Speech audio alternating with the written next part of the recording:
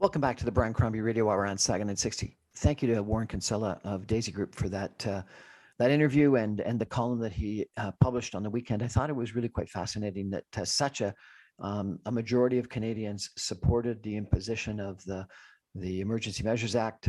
Were against the convoy protesters. I think that is the silent majority, and we've had for the last 3 weeks in Ottawa a very megaphone amplified small minority that have overtaken the airwaves in Canada, and the silent majority through the poll that Warren Kinsella has quoted in his column extensively, really spoke. And I think it speaks to a couple of things, and I'd like to comment on that. I've got a few different issues I'd like to address in my closing, if I could. The first is, I think any protest, any effort needs to have a focus. And I wonder really if the trucker convoy had stayed focused on international border vaccine mandates, they would have been more successful. Because I think a lot of people actually have some sympathy that a mandate for a vaccine goes too far. I think a lot of people, and I interviewed John Wright, the person who ran the poll a couple of weeks ago, and he was telling me that 10 to 15% of Canadians don't believe in the vaccine and are anti-vax, and that's a sizable 4.5 million people, and you can't completely exclude that sizable group of people from society. And I think a lot of us, at least I am, comfortable with the idea that you should either have a vaccine or you should get a negative test. Because if you're actually infected, you shouldn't be walking around. Just like, frankly, if you got the flu or you're cold and you're sneezing and coughing, you shouldn't be walking around. And I think a lot of us have been, we used to think that we were tough if we had a cold and we'd still go to work. Well, you're not tough. You're stupid, and you're getting people sick, and you're not doing anyone, you or the guy that sits beside you, or the person that you ride the bus with, or the person that you go to the restaurant with, any favors if you're infected and you get them sick with it, whatever you've got. And obviously COVID is worse than a cold or a flu, but with anything. If the truckers had stayed focused on international passport mandates for a vaccine, I think they may have been successful, because I think, as I said, a lot of us would have said, yeah, either vaccine or a negative test. And I've applied that in my own personal life and my own business life. So that's number one. You got to have a focus. When they got unfocused, which is my second issue, on, vaccines don't work, masks don't work, COVID's not real, we want to take over the government, we want to put in place, the governor general, a couple of senators, and us that kick out Trudeau and every MP. They went berserko and crazy, and I think people really thought poorly of them. And I think that taking things way too far and being unfocused and allowing a whole bunch of fringe elements into your organization that end up spouting their own complaints, end up destroying what you were trying to do to start with. And that's the same in business. You got to have a focused strategy. I think the third thing is that they were just insulting. The rigs, the diesel fumes, the bouncy castles, the honking horns. When you're a protest, you have a right to protest, but you shouldn't have this right to take over a city. You shouldn't have the right to use 18-wheel rigs. You shouldn't have the right to blare horns and spew diesel fumes and have bouncy castles and have raves all night long, fireworks, etc. So being respectful to your neighbors, whether you're protesting or not, being respectful is important. I think the fourth issue is that we've completely lost the context of a few bad apples slogan or lingo or old wives' tale or whatever you want to call it. A few bad apples has been too often referred in the last 3 weeks to, and so therefore don't blame the rest of the organization for the Nazi flags, for the Confederate flags, for the Trump 24 flags, for the stuff that they did at the War Memorial and defacing Terry Fox. The line is, a few bad apples spoil the whole bunch. And that's what people should have remembered. And I was waiting for some of the leaders, someone in that group, to walk up to the Nazi flag and rip it like Captain Von Trapp did to the Nazi flag in The Sound of Music, that was attached to his mansion.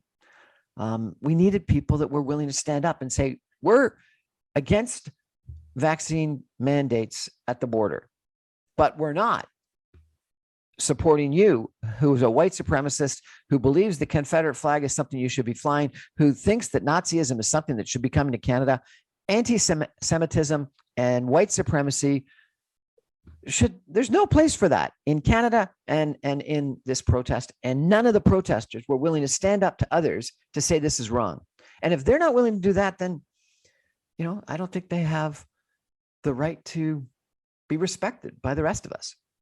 And I think it went farther, because I think a lot of the organizers, maybe not all the people, but a lot of the organizers were white supremacists, were anti-Semitic, were Western separatists, were anti-government, were potentially in supporting of an insurrection. Sorry about that. That said, and that's a lot of negative comments about the truck occupation and convoy. I do think another lesson here is that the federal government, that Justin Trudeau, I apologize, should have sat down and listened. And Warren Kinsella described this really well when he described what Pierre Trudeau did during a Jean-Baptiste Day, where he went, even though he was warned that he might be a subject of an attack, and he sat there in the viewing stands, even though people were hurling, things at him. And he listened to what the protesters had to say. I don't believe you ever negotiate with terrorists, but I do think you have to listen. You don't have to accept what they say. You don't have to accommodate them. You don't have to change your policies. But listening is what politicians are supposed to do, and it's the most important thing in our society. I think what Candice Bergen and Pierre Poilievre did in going out and supporting them was completely wrong. And I firmly believe that will come back to haunt them for a long time. But sitting down and listening and saying, you agree to leave, or you agree to stop honking, or you agree to limit what you're doing, and we will sit down and listen to you. We won't necessarily agree to anything you say, but we will listen. I think is something that wasn't done that should have been done, because I think you should listen to people. Again, you don't have to accept it. And you should never negotiate with terrorists, but you should listen. And then I guess a final comment that I want to make. It's interesting, given this poll that Warren Kinsella talks about, and that I've read the whole John Wright poll that came out.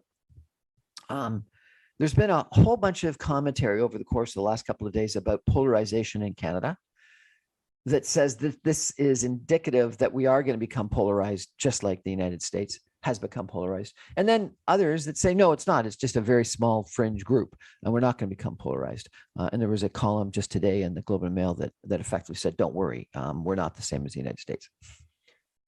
I think that you've got to see the long term in things and stop things in their tracks. And I believe a lot of people took a look at Donald Trump when he came down that escalator and announced that he was running for president. When was it? I don't even know, 6 years ago. They saw it as a joke. I think the Republican Party thought it might be good for the Republicans to have Donald Trump around because he would bring some excitement, but they never believed he would win. I think the Democrats thought it was a joke and actually might have preferred Donald Trump because they thought they would destroy him. He ended up appealing to way too many people. And I think he long-term hurt the reputation of the United States, the image of the United States as a pinnacle of democracy. I think he